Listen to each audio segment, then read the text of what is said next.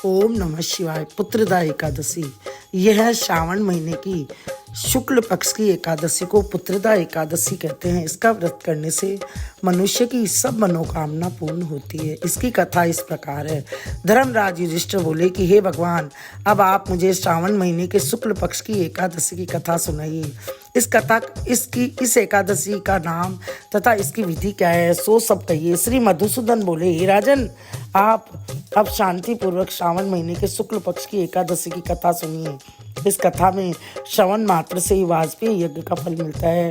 द्वापर युग के आरंभ में महिष्मती नाम की नगरी में महिजीत नाम का एक राजा पुत्रहीन था। वह सदैव चिंताग्रस्त रहता था। उसे वह राज्य दुखदायी प्रतीत होता था, क्योंकि पुत्र के बिना इस लोक और परलोक दोनों में सुख नहीं है। राजा ने पुत्र की प्राप्ति के बहुत यत्न किए, परंतु वह निष्फल गए। जब वह राजा वृद्ध होने लगा तो उसकी चिंता भी बढ़ने लगी। एक दिन उस राजा ने प्रजा को संबोधन करके कहा कि न तो मैंने अपने जीवन में पाप किया है और न अन्यायपूर्वक प्रजा से धन एकत्र किया है, न मैंने कभी देवता और ब्राह्मणों का धन छीना है और न ही किसी की धरोहर ली है। मैंने प्रजा को सदैव पुत्र की तरह पाला है। मैंने अपराधियों को पुत्र तथा बांधवों की तरह दंड दिए हैं। मैंने कभी किसी से राग द्वेष नहीं किया, सबको सम्मान माना है। इस प्रकार धर्मयुक्त राज्य करने पर भी मैं इस समय महा दुख पा रहा हूँ। सो क्या कारण है, मेरी कुछ समझ में नहीं आ रहा है। राजा महिजीत की इस बात को विचारने के लिए मंत्रीगण आदि वन को गए। वहाँ वन में जाकर उन्होंने बड़े बड़े मुनियों के दर्शन किए। उस स्थान पर वयोवृद्ध और धर्म के ज्ञाता महर्षि लोमश ऋषि के पास गए। उन सब ने जाकर महर्षि को यथा योग्य प्रणाम किया और उनके सन्मुख बैठ गए। उनसे विनय करने लगे कि हे देव, हमारे अहोभाग्य है कि हमने आपके दर्शन करे। इस प्रकार लोमश ऋषि से बोले कि ब्राह्मणों, आप लोगों की विनय तथा आपके सद्व्यवहार से ही मैं अत्यंत प्रसन्न हूँ। अब आप मुझे अपने आने का कारण बतलाइए। मैं आपके कार्य को अपनी शक्ति के अनुसार अवश्य ही पूर्ण करूँगा, क्योंकि हमारा शरीर ही परोपकार के लिए बना है। इसमें किंचित मात्र भी संदेह नहीं है।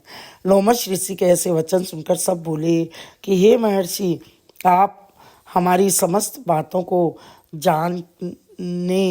जान ले कि ब्रह्मा से भी अधिक है। महिष्मती नाम की पुरी में एक महिजीत नाम का एक धर्मात्मा राजा है। वह प्रजा का पुत्र की तरह धर्मानुसार पालन करता है, परंतु फिर भी पुत्रहीन है। इससे वह अत्यंत दुखी रहता है। हम लोग उस राजा की प्रजा है, क्योंकि प्रजा का यह कर्तव्य है कि राजा के सुख में सुख माने और उसके दुख में दुख माने। हमको उसके पुत्रहीन होने का अभी तक कोई कारण प्रतीत नहीं हुआ। अब जब से आपके दर्शन करे हैं, हमको पूर्ण रूप से विश्वास है कि आप हमारा कष्ट अब अवश्य ही दूर कर देंगे और अवश्य दूर हो जाएगा। अतः अब आप हमको राजा के पुत्र होने का उपाय बतलाइए। इस पर लोमश ऋषि ने एक क्षण के लिए नेत्र बंद किए और राजा के पूर्व जन्मों का विचार करने लगे। विचार करके बोले कि हे ब्राह्मणों, यही राजा पिछले जन्म में अत्यंत निर्धन था और बुरे कर्म किया करता था। एक गांव से दूसरे गांव को घूमा करता। एक दिन ज्येष्ठ महीने के शुक्ल पक्ष की द्वादशी के दिन, जो कि 2 दिन से भूखा था, दोपहर के समय एक जलाशय पर पानी पीने गया। उसी समय की ब्याही हुई प्यासी गो जल पी रही थी।